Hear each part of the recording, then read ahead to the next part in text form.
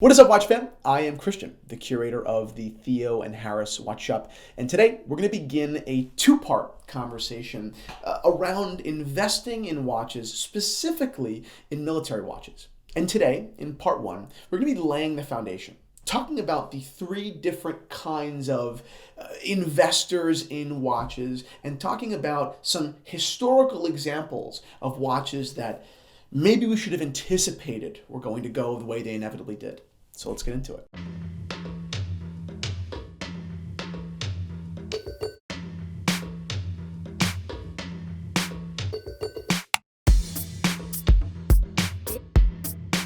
Boom, watch fan.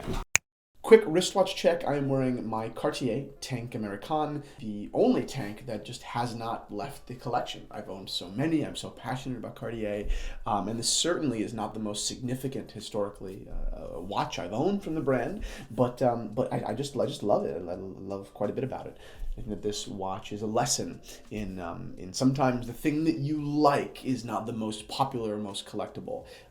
So yeah, great. Let's move into today's conversation. But before we move into military watches and their investability, let's talk about investing in watches in general. At the moment, or maybe in history, there are three schools of thinking when it comes to investing in the watch market. I'm sure that these three schools have always existed, but at the moment they are really inflamed. Number one, I call the Hardo.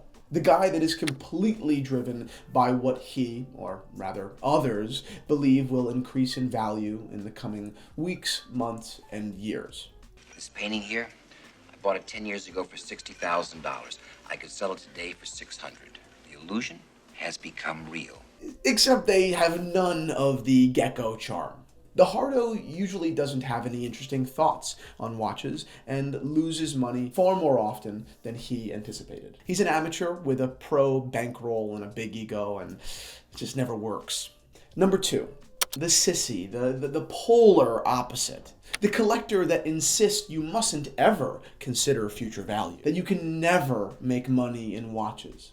And while this guy, to his credit, buys watches for himself and not others more often, he is also, like the Hardo, but on the opposite side, blinded by what is cool. He will never allow himself to admit that he likes something that happens to be widely loved. He will never concede that the ceramic Daytona, despite all of the crap around it, is still a pretty cool watch. And number three, the Realist.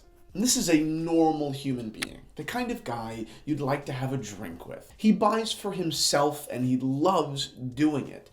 But yeah, he's not blind to obvious trends or inflated markets and opportunities. Now, just because he sees these financial opportunities in undervalued markets certainly doesn't mean that he acts on them, but he sees both sides. He's the realist. I'm a realist. And that's the attitude that I encourage in the greater collecting community.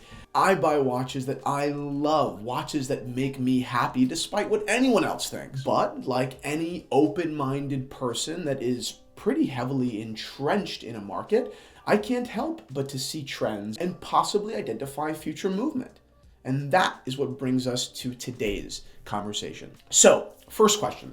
What makes a watch undervalued? An undervalued watch is a watch that delivers disproportionate value within its price point. This tends to happen more often on the vintage market, but it does exist in both worlds. And question number two, when does an undervalued watch become appropriately or maybe even overvalued? That's when it gets enough attention from consumers, who are usually driven by content creators, to influence the market, when the amount of interested and eligible buyers is larger than the available inventory. Here are some examples.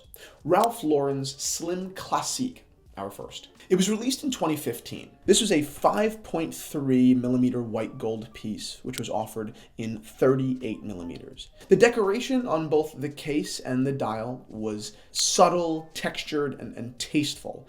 The movement was an ultra-thin by Piaget, and the hands in Breguet style. This watch was not only stunning, but it was an original design, something we don't see all that often, and of extremely high quality in respect to construction and the finishing. It retailed at $13,000, and in doing a value analysis, comparing it to Patek Philippe's Calatrava or Vacheron Constantin's Patrimony, both of which are quite a few $1,000s more at a retail price, it kicked ass. Same or less money, better overall quality equals a skyrocket of value, which is, like I mentioned before, incredibly uncommon to find today in the retail market. It's much more common in vintage, but it was happening here. But the Slim Classique, like so many other watches, basically plummeted on the secondhand market. These watches were not readily, but fairly readily available between $6,000 and $8,500. It was a very, very soft market. But then a few key influencers who found this watch and overwhelmed by its value gave their public stamp of approval, and almost immediately, boom, they were gone. Now, if you can find one, which is possible, but pretty unlikely, especially in a pinch, I'm sure you're paying retail, maybe even above. So that's how it happens. That's how a model just pops. And I think I'm right too, that the next sector of vintage or pre-owned watches that we're going to see some pretty consistent, explosions in is the military watch category. And it all starts, I think, with the Rolex Submariner Mil Sub. But the explosion that caused is trickling, I think. And on Thursday, we're going to dig a little bit deeper into the Mil Sub and where I think that we should all be looking next. Thank you all so much for watching. Like this video if you liked it, and subscribe to Theo and Harris if you love watches. See you all on Thursday. So we have three pieces. First, the PAM 655, a 42mm radio mirror with a brilliant white dial, sub-seconds at 9, and faux patina. The PAM 974, which is a